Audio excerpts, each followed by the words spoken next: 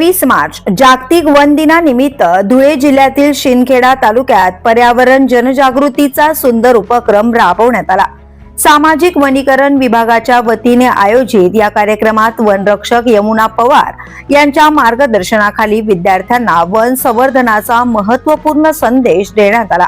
यावेळी सामाजिक वनीकरण विभागाचे वॉचमन जितेंद्र चौधरी आणि हेमंत बदाने यांच्यासह आजंदे बुद्रुक गावाचे पोलीस पाटील योगेश चौधरी तसेच जिल्हा परिषद शाळेचे शिक्षक महेंद्र पाटील सर आणि खंडेराय सर उपस्थित होते। जिल्हा परिषद प्राथमिक शाळा अंजदे येथील विद्यार्थ्यांनी उत्स्फूर्त सहभाग नोंदवत वन संवर्धनाची शपथ घेतली। वृक्ष लागवड, वनरक्षण आणि पर्यावरण संतुलन राखण्यासाठी प्रत्येकाने पुढाकार घ्यावा असा संदेश यावेळी देण्यात आला।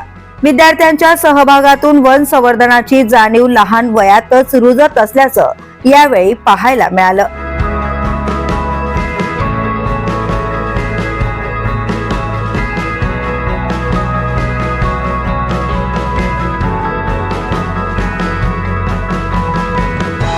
द पोलीस न्यूज साठी नितीन पाटील, शिंदखेडा।